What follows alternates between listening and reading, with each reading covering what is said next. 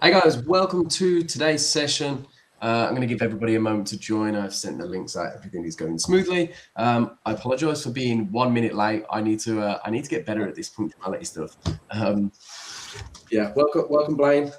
Joining me today on the market review. What do I do this session? Market overview. I don't know. Something like that. Yeah.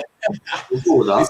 It's because I changed the name on my market musing, so I was like, huh? What's the original called? I will win me today. Go on, Marco. Give everybody a moment to join, and then we'll jump in. Oh man, you know I'm inside today because it's too windy, it's too cold. If anybody was in yesterday's session that we did with Martin Tinsley, did anybody notice Blayn going whiter and whiter and whiter as the session went on? Actually, somebody said yesterday, if you wasn't in that session, and I can't stop thinking about it. Somebody said Blayn looks like Luke Littler with a beard, and I think we should change IME to be LLT, LLT, Luke Littler. Nah, I'm okay. Okay, guys, we've got plenty of people in the session now, so welcome everybody to today's session. We tend to keep these sessions pretty chill. We're just going to be taking a look at the markets, taking a look at what's been happening over the past couple of weeks. As a bit of a disclaimer, both Blayn and I are systematic traders. We don't execute manually. Yes, we invest and we, will analyze an investment or a chart for a specific kind of longer term strategy, but nothing to trade on intraday. So anything said in this session is not financial advice. We're not giving you areas to trade because it's not something that we will be trading ourselves. I like to get that little disclaimer out there because I talk about levels that I like and that I think is a nice area. But I think it's important that you guys watching understand I am a systematic trader, so it really doesn't matter what I think about the market. Although, having said that, I'm going to pull up this chart from Bitcoin because we spoke about this a lot over the past few months. Just turn off some of these indicators. See, that's better than what I do. Whenever I've done the market overview, I'll look at it for 5 minutes, be like, "Yeah, I have no idea where it's going. Let's just move on to build something." I still like analyzing. I still like keeping up to date with things, but at the end of the day, like, it doesn't really matter what I think is going to happen, or it just doesn't matter, right? But I have been saying for a while now, as soon as we broke through this level, I said we're probably going to retest the other side of this range. Just logically, it made more sense. Continue to consolidate below this previous level. I think I highlighted this up here. We then sold off. And to me, personally, this looks like the exact same. Like, it looks the same but different, right? We have the initial run into this area. We have the consolidation. We have the initial run off of an inverse level as well. So it's not like we're just, it's not like prices just turned around randomly. It's traded back into this area, classic support turn resistance and all that sort of stuff, supply turn demand, whatever you guys want to call it, ran lower into the next range. And it seems like we're doing the same thing again, consolidating back here and again into an inverse level or an inverse area. Now, this is actually quite interesting because this area has been support, resistance, supply, demand area of interest for a lot longer. So you can see over in March 2024, it was the high. Then in October 2024, it also formed like a second high there, retested it in April 2025. And now we're kind of retesting this area again for the first time on the inverse side of that, which I'm going to say I really like, but again, I don't take action on this, which again, I think is important to disclose. However, I do actively invest into Bitcoin, so I do keep up to date with the chart and I do make some decisions based on where price is right now. But in my opinion, until we get some form of significant close up here, this just looks to me like it wants to scream to the downside. I mean, we can even do, where's my bars replay? So we can even kind of try and mimic this. Okay, just identical. Yeah, pretty like to me, it looks like it's going to do the exact same thing, right? And I also think that this area at 50K, I've been saying it for a long, long time. Like personally, I think this area is probably one of the best areas on this chart. Again, we've got this initial high over here. We have a high there, broke through, we retested it. And now what I would love to see, purely for my spot positions, again, is an aggressive sell-off down here. Most likely, if tensions continue to escalate in the US-Iran conflict, we'll probably see something like this happen in a risk-off environment. I'll be loading up my bags heavily around here. And then eventually, if we get even further, phenomenal. Do I think we'll go down to 32K? Unlikely. Would I like it? Absolutely. So that's kind of what I'm looking for. The plan hasn't changed. I think it's been a few weeks since I've actually done one of these sessions due to travel and a couple of health issues that I had. So it feels like it's been quite some time since we've looked at this. I think the last time we did it may have been when we started to consolidate down here. Bear in mind, this is a daily chart, right? So this is beginning of February when we actually broke through that level, which is insane. That's like, what, 2 months ago almost? What's insane is that's 2 months worth of price action. It looks like a few days, don't you think? Yeah. Like, 2 months, wild. But yeah, for me, plan hasn't changed. My plan, right? So the way I approach this, and again, this isn't financial advice, it's just the way I do things. Every Monday, I buy some Bitcoin, sometimes buy some Ethereum. I have a basket on trading 212 that includes the S&P, or an ETF of the S&P, an ETF of the FTSE, an ETF of S&P Global, Global Emerging Markets, and some gold and silver. And I buy that every Monday, regardless of prices. But I am really interested at kind of adding more as we move lower through this range. And not just for like a short-term play or a trade, but for a longer-term move over the next 5, 10, potentially more than 10 years. Taking a look at Ethereum, pretty much the same story here. There's not much difference between the two. They're very, very highly correlated. Let's see if we can correlation coefficient.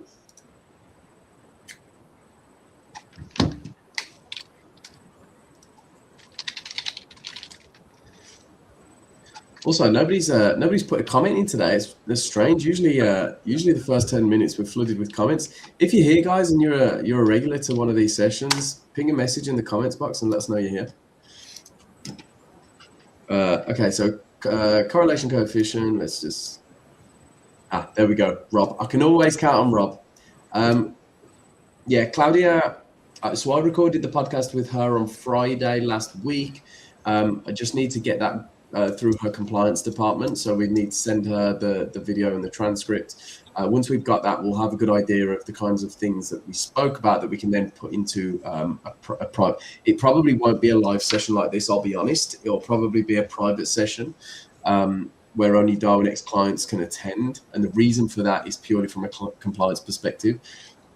It's very difficult for her to do anything live because her compliance basically have no say on what gets published, and because she's FCA regulated, it's a bit of a sticky situation. But I'll keep you guys updated. I'm still waiting. In fact, let me check. I'm still waiting for. No, nothing's come through yet.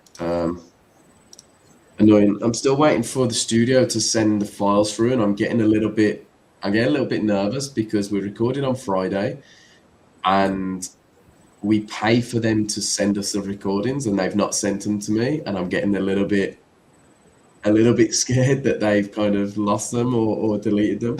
I chased them yesterday, I called them, but hey-ho, it is what it is.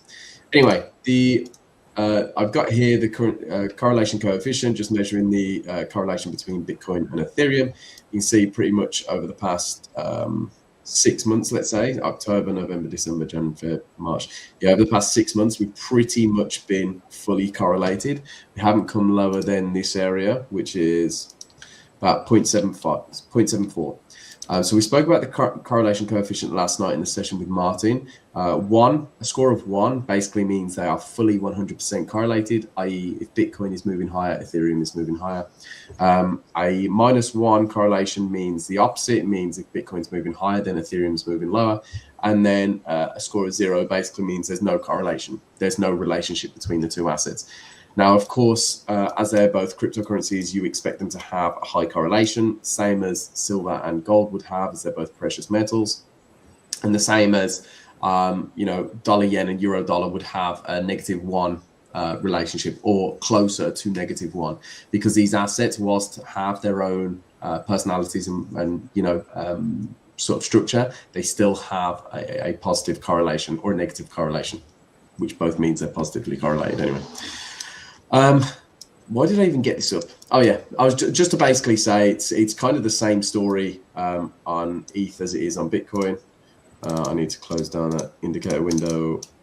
However, the Ethereum chart looks a lot more abysmal. I think I mentioned before, this is kind of the last defense for me. This area down here in between 1.3 and 800.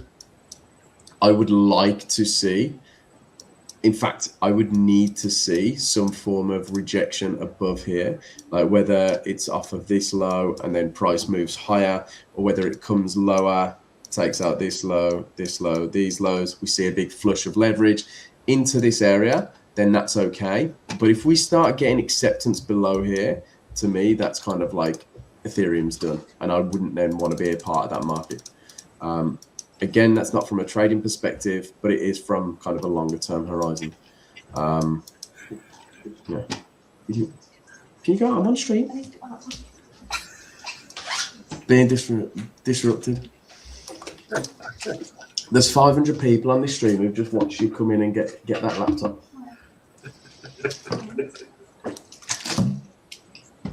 Anyway, moving on.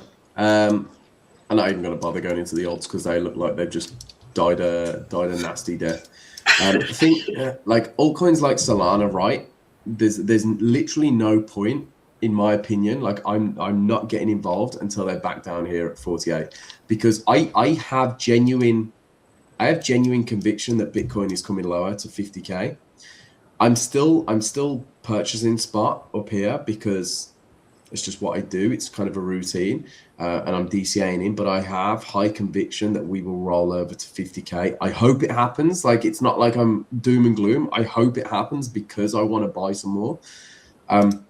But if that happens, then yeah, absolutely, Solana is going to $50, $40, $30, and maybe even less. And you could say, oh yeah, well, there's too many users, as this, that, or the other. Crypto, specifically the altcoins, are a highly speculative asset, regardless of the use case that they have these days, regardless of the transactions, regardless of all these things that are going on. The token prices is highly speculative. I mean, we saw it in 2021. Solana was at $260 and it retraced 96.84% all the way down to $8, right? Like, that is ridiculous, like ridiculous. I wonder if you can have, do you have Solana market cap on here? Jeez. Okay, that's not, yeah, that's not.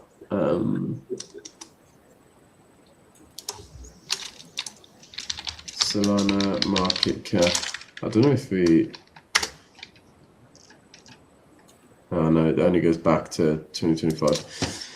Anyway, what I'm saying is these are still highly speculative assets, and if Bitcoin is going to roll over, then these will roll over far harder. And so I will be there to pick up the pennies when these fall back down to these sorts of levels, because there is genuinely generational wealth that can be made with altcoins if you time it right. I feel like Bitcoin and Ethereum are more sort of, yeah, you can get away with DCA spot purchases similar to equities and metals, but the altcoins you have to play completely differently. If you was buying down even at like $20 back in 2023 and you rode it all the way to the top, that's a 13x. So let's say you put 10 grand in, that's 130 grand. If you put 1 grand in, that's 13 grand. that can create generational wealth, but you're only going to get those opportunities if you're the one buying when everybody else is kind of looking the other way. You can never time the bottoms, you can never time the tops. That's not what this session is about, but it's about waiting, having patience and understanding. Like, I mean, this level is just absolutely beautiful. Again, it's just like, this is classic markets, right? This is classic stuff that if you go onto Twitter, somebody will be saying this is retail nonsense. This is something that you shouldn't be listening to, but it's classic markets. It's happened a million times and it will happen a million times more, right? Price is broken beneath a good level. Like, that is a massive fractal level, right? It's the lowest point from Feb 2024 all the way to Feb 2026. So it's a 2-year low.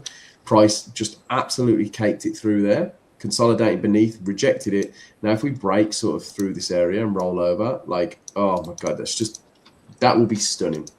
Now, I'm saying this, you watch, it'll just absolutely rally, bang. And I think if there is a caveat here, and that's if the US and Iran come to some form of peace deal, or de-escalation, then yes, of course, equities are going to benefit. Risk assets generally will benefit across the board. So everything that I'm saying now from a technical perspective could be completely wiped out within one single like Truth Social post or Twitter post, you know, and that's important to remember. Taking a look at metals, gold. I mean, this is a weekly candle, but we're still midweek technically, and I don't even know what to say about metals these days. Like, it's just been a wild market. I was saying to Blayn earlier today, actually, is I think the effect of this sort of range is it's gonna be in play for a long time, right? Unless something drastic happens, like, you know, somebody drops a nuke on somebody, we'll probably see gold just surge like ridiculous amounts, unless money just completely gets eradicated from the market. There is that too, but I think these levels are going to be key over the next couple of years, these sorts of areas. We've already seen the first rejection here. Like, that is a strong daily candle. From the open to the low, it was 8.27%, and it managed to just close minus 1.88%, closing above that low, which is like a telling sign, right? That's a big sign, or at least short term, it's a big sign. Now, what would be the worst case scenario for me, and probably Blayn as well, is if this following sort of thing happens and it just tracks and contracts in here for a long time like this. Because remember, these are so sensitive. Like, I couldn't even tell you. Yes, there's certain macro events that are going on that cause markets to be a little bit irrational, but to see how gold and silver has moved in the past few years, then to see as the trend is kind of nearing to an end, the violence that ensues, these areas become really sensitive, right? So if we just track in here, for me and Blayn, who trade breakouts on gold and silver, this is just going to be an absolute nightmare to try and trade. So it might be time to get some mean reversion systems in on the metals. Silver is even worse. It easily could as well. That's the thing. We're seeing like daily moves that were like a whole week right now. And I think if we do close inside that range, you know, if we just take history, you know, for example, like what's happened before, we will chop around for potentially, unless something happens, it could be up to a year. You know, it's possible. Yeah, gold comes in waves at times. You know, it's just part of the commodity. Yeah, I mean, look at this. So this is on silver at the moment. From the high to the very low 2 days ago, it's down 50%, or 49.84% to be exact. Like, that for a metal and a market the size of silver is just unbelievable, in my opinion. Like, yes, silver is gold's little volatile brother. However, that is just insane. And I mean, this candle alone, I remember watching this. It was a 26% down on the day, but I think it went past 30%. What was it? 35% down on the day. For a metal is just crazy. And my fear now is, again, that we're just going to see and a massive contraction, because if the volatility dies down in these markets, then guess what happens? The range is tightened. There isn't as many breakouts. Like, don't get me wrong, trading silver, towards the back end of last year was an absolute dream. I made some good money trading silver because I have breakout strategies on it. Now I haven't traded it in a couple of months, or at least I don't think it's been. I took a short a couple of days ago. I was short on this day, sorry. I was short on the break of this low. Or was it this day? No, it was this week, wasn't it? It was Monday. Yeah, it was the short of this low. And I actually walked away with a profit on that, ironically, as soon as the candle ended up bullish. But yeah, that's my fear, that the metals have created such a large range now that it's going to be a struggle to trade it moving forward. Oil, I mean, I kind of expect this. Oil does this kind of things. So I'm not too, and I don't trade oil too much, so I can't really comment on it. But what was that, right? Was it on that one day to the high of the next? 50% in like 48 hours, just insane. This is why news, macro, fundamentals, geopolitical stuff that's going on will always trump technicals. You could figure out the best technical pattern in the world, but news can come in, or like a geopolitical event, and just completely override that. And actually, Martin spoke about that yesterday for systematic traders, is you could run a back test and over-optimize your strategy. And it could just be the fact that you got lucky on the right side of news a lot of the times, hence why you made a lot of profits on that system, and therefore it has a higher profit factor. If you don't go through and understand why it made a profit when the trades worked, then you could just be guessing and on the right side of news, which is very difficult to kind of replicate moving forward. Anyway, onto the S&P. As I say, buy the S&P every week as part of my basket. However, I would really like to see it trap back down into this area here. It's just what the S&P does. It rallies. It has a very sharp and quick sell-off over the course of a couple of months. Goes into a previous high, like a previous significant all-time high like this and like this, before it has kind of a very sharp V reversal. It does it on a small scale, it does it on a big scale. So what I mean by that is this is a larger move, this is a larger move, but it also does it over here. And I mean, there's more in there. Over here, breaks above, retest. Like it's just what, I mean, there's probably a level down here as well. So I'm kind of eyeing this area up as the low of this next leg. Where's my bars pattern? Again, just so we can see for context. Something like that. Okay, I would love to see that. I mean, this one was a little bit more accurate in terms of like it sold off pretty much to that level, which will look a little bit more, whoa.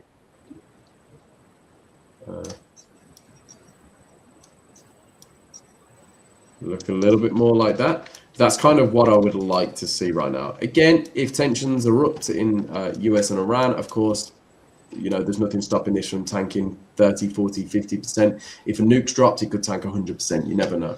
But this area is really, really my kind of biggest area of interest over here. I would like to bid that hard as and when it comes down.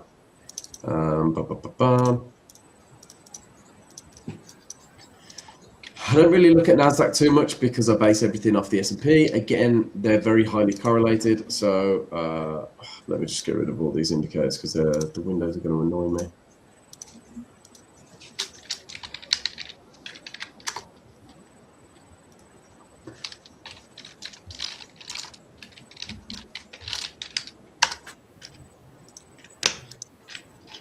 So you can see, I mean, this is even more than the Bitcoin and Ethereum correlation. You can see they're pretty much always there or thereabout on the scale of 1. Take a look on the weekly.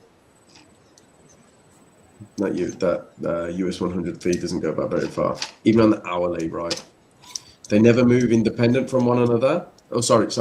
they sometimes move independent from one another as they come down to zero. Very good for mean reverting if you can find a strategy built around the correlation coefficient. So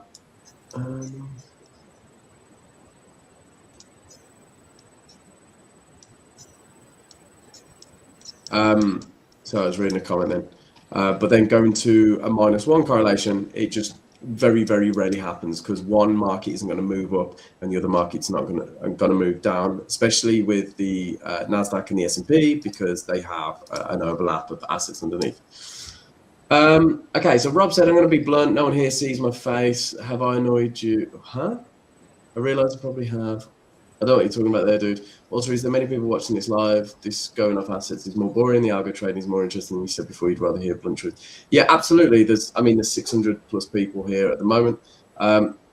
The problem that we have with that is I am a systematic trader, Rob, but I also have to cater for everybody else, and we are traders / investors at the end of the day. So sometimes it's good to talk about markets, but if you don't want to be here, absolutely, that's fine. You can close off the session. I was forcing you to stick around. So feel free to just come to the algo trading sessions. That's absolutely fine. Although I am done now because I don't have anything to go over on FX because, to be completely honest, I'm not bothered about FX. I trade them in a systematic way, and that is what it is.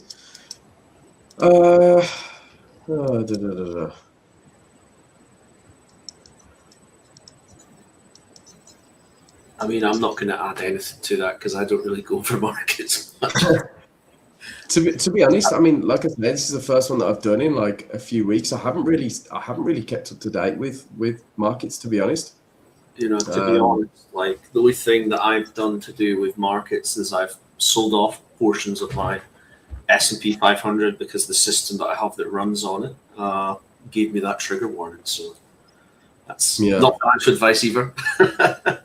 That's just it's just a safety precaution in terms of like just in case of a bull market, then a dollar cost average back in over the next 12 months. Yeah, I also if anybody was in yesterday's session with Martin, I dropped Martin mentioned a 50% discount code for Darwinex clients or anybody who comes through Darwinex. I dropped that into the YouTube video description and also into our Discord earlier. So if you did want to check out My Strategy, which was the platform that we discussed yesterday in the session, feel free to jump in the Discord and take the discount code from there. Did you buy the? I haven't annoyed you. Yeah, I feel like you. Yeah, I don't know why you get that idea, Rob. I mean, if it's because I don't reply to my messages sometimes, that's just because I'm ridiculously busy. So yeah, don't ever read anything into that. And still here because we all find you handsome. Well, I appreciate that, dude. I appreciate that. I've had a pretty back and forth roller coaster month this month. I hit a new all-time high 2 days ago on XAQP of 148.55. Then had a really bad day today, but actually ended up positive because I scaled out some positions. This is it's actually an interesting point, right? Is I am fully systematic, but I do have a discretionary oversight of my risk and my exposure. So, for example, today I was short on GU and still am. Was 4 positions long on dollar yen, and because again of the correlation coefficient being pretty much near to a -1, that's pretty much 5 positions in the same direction. If that moves against me, that's a lot of risk or a lot of exposure on that one-way market direction. So I actually scaled out of some of the positions earlier today. I've still got some small size running both on GU and dollar yen, but people always ask about my trade management. Usually in Discord, people ask me about my trade management, and yes, I do get involved, but not too much. And there's an interesting topic I want to discuss soon, but I'm going to do a proper sort of presentation about it because I think it's really, really important, and it's about capacity. So if I bring up what I'm doing, XAQP. If I bring up my capacity here, and then scroll down to max investment, you'll see my max investment as of right now is 24 million. Okay, now this is a hypothetical 24 million based on the data that we have on my strategy. However, if we take a look over here, you can see, in fact, I don't know why this changes sometimes. Like sometimes it tells you how much percentage you've used. I don't know, weird. So if we go on the investors tab, you can see I've actually used 43% of my available capacity before my Darwin gets shut off. So that means that my Darwin is only going to be open till about, I don't know, 3.5, maybe 4 million, which to me is like really not good considering my capacity should be above 25 million. And I had a call with Javi last week, and I think it's really important to discuss this in a little bit more depth. But essentially what's happening here is this is the live capacity. So there's a slight difference between the hypothetical, that is what we judge from the data that we have on you, but then from your live data, from the trades that go through, where we can actually measure the impact of the slippage, that's where we calculate your true capacity. Now, if we scroll down on this page, you can see that we have a divergence by order. Now, the divergence in pips measures the slippage. You see we've got this big gray line in the middle, and that's basically zero. Okay, so that as close as we can get to zero, or at least skewed positively, which you can't really account for, the better. Now, of course, you are going to get slippage. You know, if you're holding through news or you're holding through a liquid periods of the day, of course, your orders are going to be slipped slightly more. If you're trading with larger size, of course, you're going to be slipped a little bit more as well. Now, the biggest thing that you can do to counter this, and something that I'm doing as of right now, which is a little bit longer for me because I have to work through so many different strategies, but for a discretionary trader, it's a lot easier to implement this, is splitting your orders. Okay, so I mean, it's easy for an algo trader to do this. It's actually easier, I would say, for an algo trader to do this. But if you have more like a multi-strat, then of course you've got to change it on every single system, test it, ensure it's working correctly. So what I've been doing, or actually the reason for this is because if you're clipping your full size at market, there's of course going to be more market impact. So when I was talking to Javi, he was saying, depending on the asset you're trading, try and split your orders and leave a slight delay between the entries, but not only the entries, between the exits as well. So this measures orders, right? So you can see it's the last 100 orders. Okay, so that's essentially 50 trades. So you've got an order going in and an order coming out. Now, the non-negotiable for me is my stop loss doesn't change. Okay, so I've split my entries into two. Stop loss remains the same. However, when my first entry fires, I can set a delay. And if I'm trading indices, I'll set the delay for like 3 seconds. If it's FX, I'll set it for 5. If it's an exotic pair, I'll set it for 10 seconds. I have to rerun all my tests to ensure that doesn't screw up my edge, but so far it's not made any difference whatsoever. However, I'm putting 2 lots of smaller size through the book at different times, so there's less market impact. And yes, 5-10 seconds is all you really need to avoid that, and as well on exit. So if you're hitting target or you're closing your position manually, try and split it down again. If you've got 1 lot open, try and close 0.5 lots, and then another 0.5 lots 10 seconds after. I don't think there's going to be any instance other than when you're trading across news where you'll close your first 50% and have to wait 5 seconds and you'll lose a load of money by that 5-second delay. But what it will do, so what I'm saying is it won't or shouldn't affect your performance, but what it will do is increase your capacity massively, which is kind of what we need at Darwinex, because with the index, as we're closing in on capacity, we kind of need our traders to increase their capacity so that we can allocate more capital, so that we can take more into the index and we can allocate more out. Because if I bring up the index, the figure that you see on here, whilst this is correct for the amount of AUM that has gone through Darwinex as the platform, we also offer it through through an AMC certificate, which doesn't display on here. Okay, our AMC AUM isn't displayed on this page, so the AUM that we have is actually above 40 million. I want to say it's probably about 45 million, closing in on our 50 million capacity. So I think soon what we're probably going to be doing is closing down the index for investment moving forward, whilst we judge how we can increase our capacity or potentially open up the index to more traders or create an index 2.0. I don't know what decisions are going to be made on that end, but all I know is that capacity is now becoming a little bit of an issue for index, a little bit of an issue for me, and probably many other traders out there who don't realize that they're actually capped. Again, if we look at Blayn, for example, Blayn also has the same issue, but not to a higher degree as me. So Blayn's hypothetical capacity is a lot higher than mine at 57.5 million. You can see the toxicity flow of Blayn's orders are currently negative, both on entry and exit. You only get this data if you trade at Darwinex. If you trade at Darwinex 0, for some reason this doesn't display. Javi is currently on it trying to get it working, because we only noticed the other day when we was on the session. So 57 million, but if we look, Blayn's used 13% of his capacity at 2.6 million. So that, how much is that? Like 20 million? Something like that. 15 million probably. So Blayn's max capacity is actually 15 million live compared to the 57 million that should be hypothetical based on his real-time slippage. So you can see that Blayn's average slippage is far closer to the kind of 0 range, whereas mine is far, far away. So what my average divergence is 0.29 pips, whereas Blayn's is 0.05. Okay. And then the red line down here is kind of like where the red line here is where your Darwin will be closed, which is at minus 1.02 pips if your average becomes that low.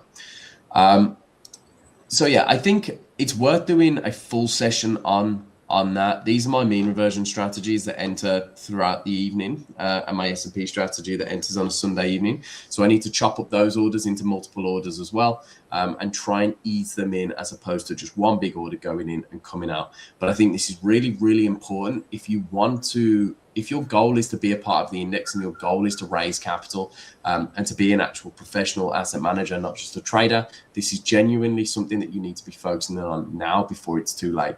Because there is no point building a record of a trading strategy that you think is perfect, but then you realize down the line you can only manage 200K or 500K. You're never going to make a living, or you're never going to make, a lot of money on a small AUM. So it's really important that you understand the importance of capacity and the things that you can do to try and reduce or to try and increase your capacity. The great thing is that, like I say, this is just your last 50 trades, so your last 100 orders. So for somebody like me who takes on average, 3 trades per day, let's say, my average is actually lower than that, 2 trades per day.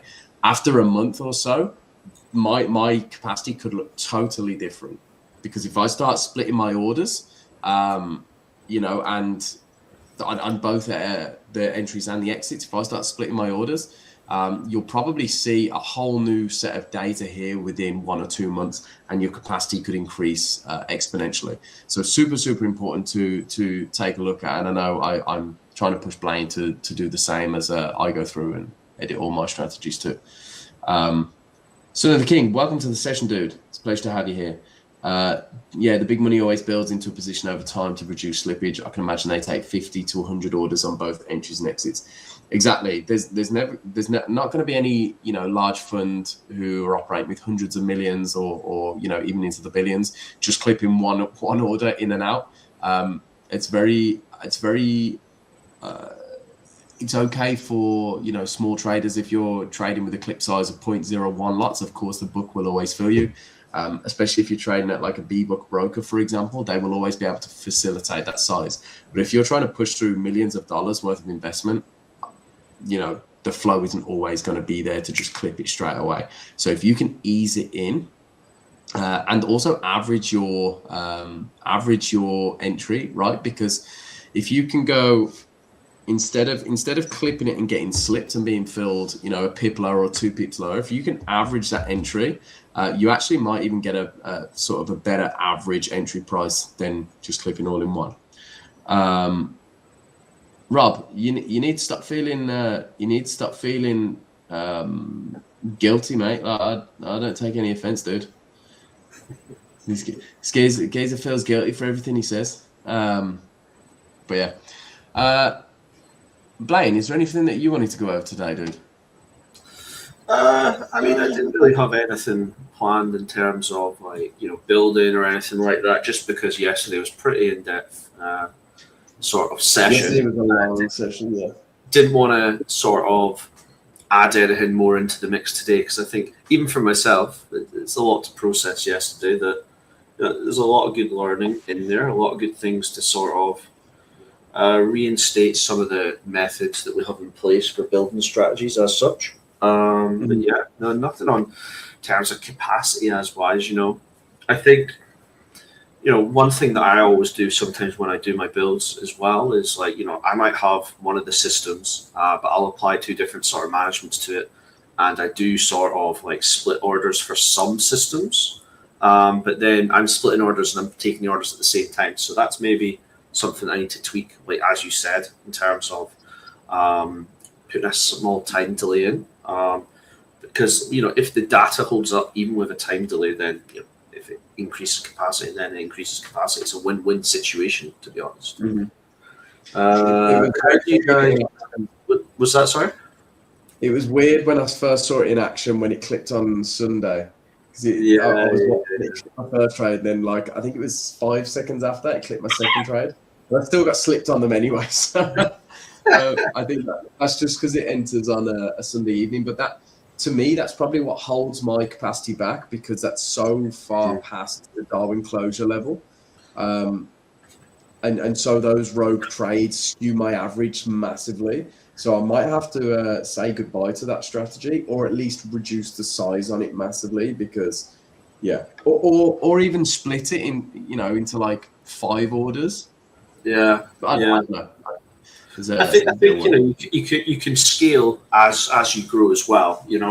I think it's important to do these sort of things, but I think doing it when you're scaling is probably the better way because it gives you time to sort of build, adjust, test, and really find that sort of sweet spot, not only for the systems but also for capacity as well.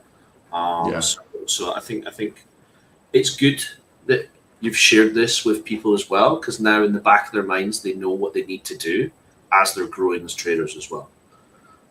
Mason says, how do you guys navigate around daily open spreads for your systems? I mean, I don't really take any trades at daily open anyway, so I don't really have a problem for it. For floating trades, I mean, like for open positions around like daily open, I mean, I don't tend to hold positions over the weekend anyway, but if it's like, say I'm holding, I'll likely hold 2 positions tonight into tomorrow. I'm not too fussed because I'm normally trading things that are liquid that have good spreads anyway. And most of the time my stop losses are pretty big.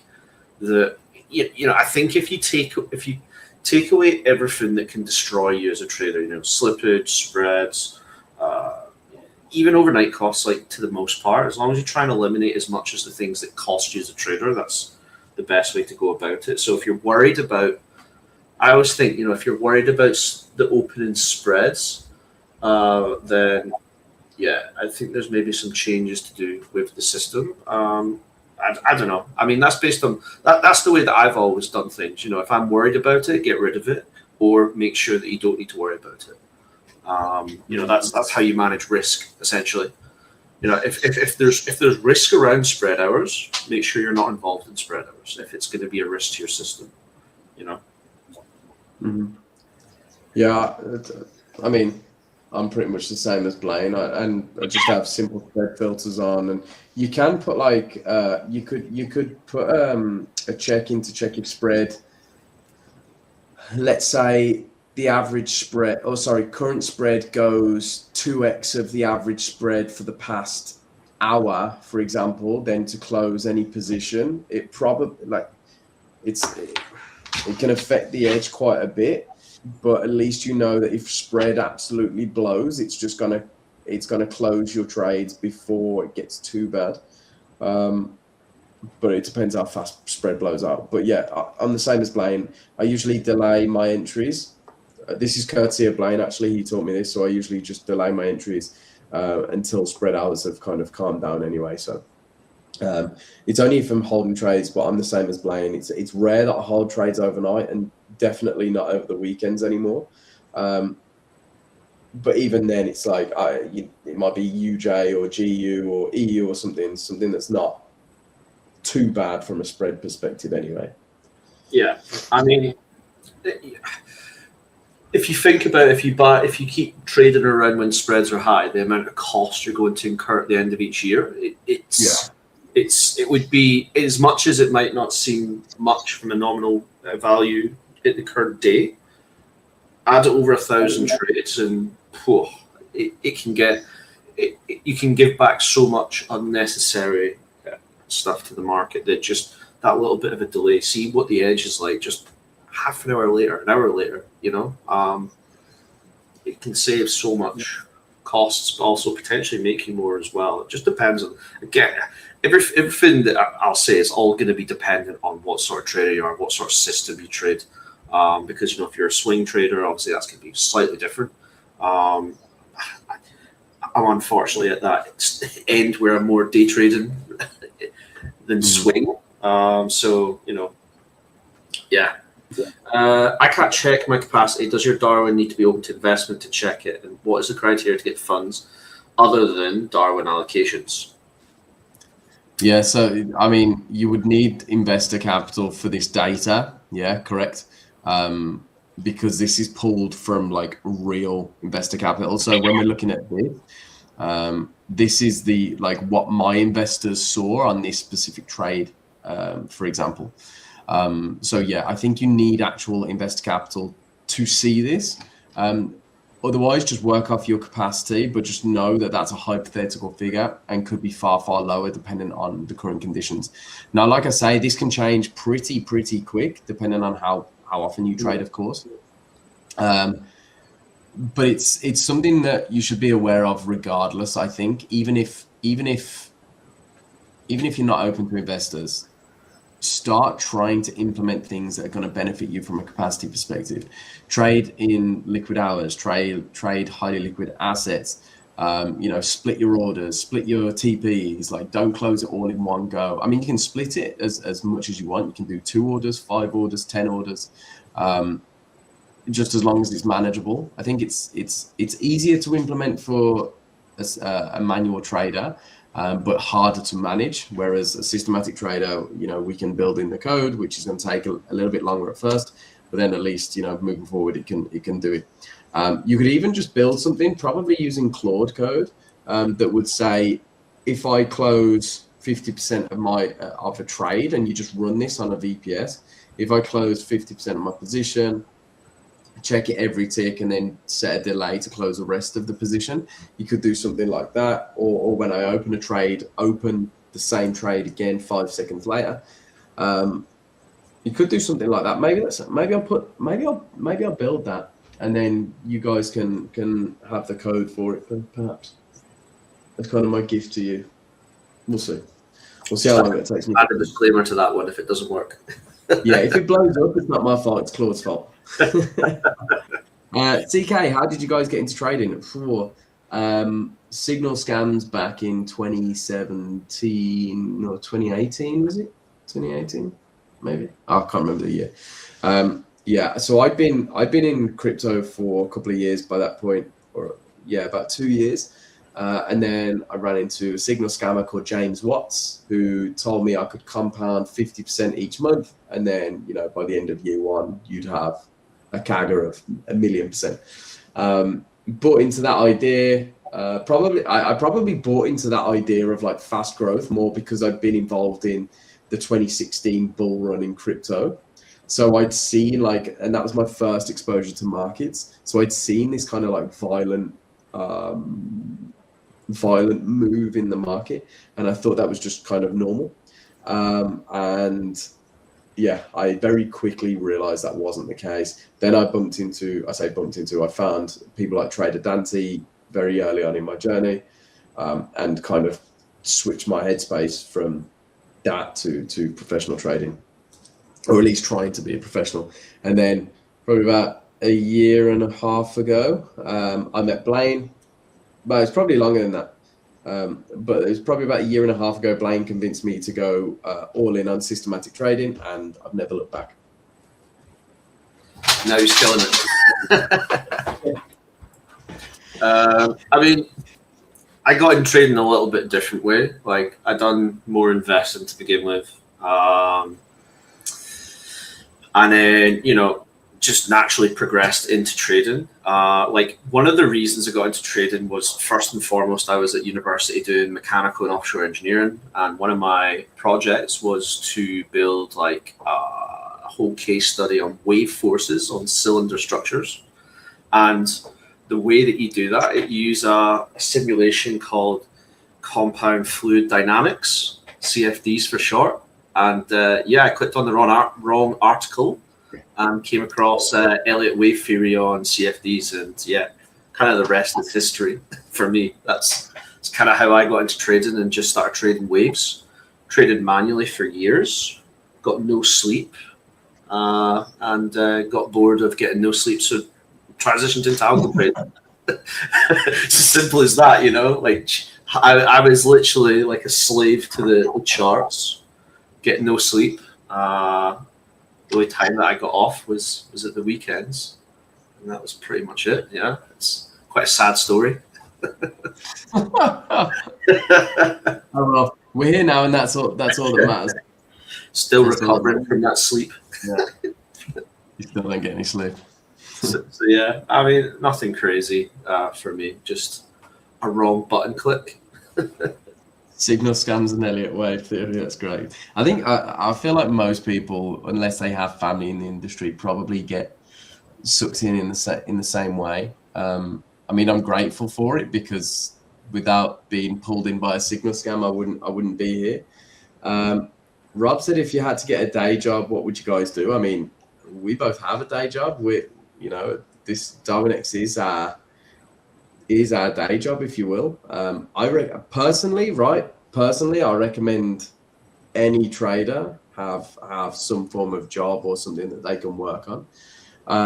If I could get any job, I'd probably, it's not really a job, but I'd probably open up like a sanctuary for abused animals.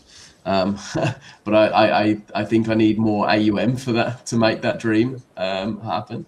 But I'll be honest, I'm pretty happy with Darwinex. It doesn't get any better for me. So yeah, I don't know your thoughts on that, Blayn. I don't know. I've never really thought of a job. Nah, like I don't know. Obviously, I trained to be an engineer, but didn't go down that route. Then I trained to be financial advisor, didn't go down that route. Yeah, I mean, before trading, I just wanted to be a footballer, to be honest, and that was it. A darts player, I mean. Nah, that's my side gig. You know, every Thursday night I play the Premier League. You know. That's funny. Yeah, some of the things. That's what I want to do. My profits as well, help animals. Yeah, like I mean, I don't talk about it too much, but I try and do stuff for, you know, underprivileged kids in and outside of the UK.